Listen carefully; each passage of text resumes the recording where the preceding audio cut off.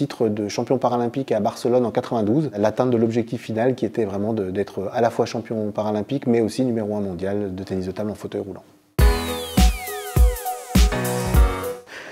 Ok, pas de préférence entre les deux. Se mettre un objectif sans être sûr de l'atteindre, mais en faisant tout pour l'atteindre, ça donne une vraie satisfaction extrême lorsqu'on y arrive.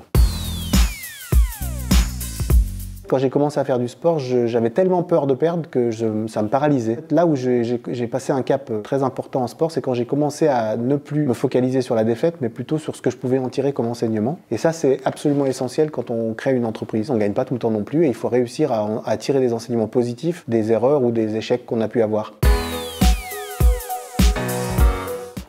J'ai des questions.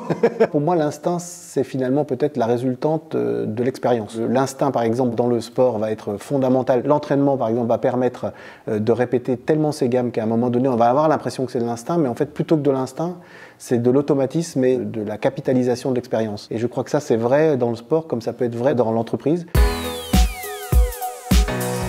Avec une personne handicapée, il est possible que cette personne ait besoin qu'on adapte son environnement. Et si l'entreprise n'est pas prête à faire cet effort, ça ne va pas fonctionner. Manager, par exemple, une personne handicapée, c'est juste manager quelqu'un de différent. Donc finalement, c'est juste manager. Ce qui est fondamental, c'est de conscientiser l'existence des stéréotypes pour éviter ce qu'on appelle les biais décisionnels, c'est-à-dire les décisions qui vont être biaisées par les préjugés, les a priori qu'on peut avoir.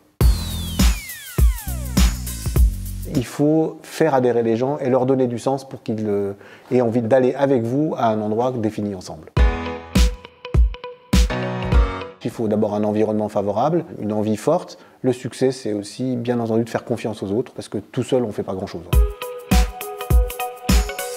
On doit avoir le droit de se tromper, on doit avoir le droit de perdre, et non seulement on doit avoir le droit, mais on doit perdre et on doit se tromper, parce que c'est comme ça qu'on avance. Un brin de folie, une capacité à voir très souvent le verre à moitié plein, pas mal d'enthousiasme.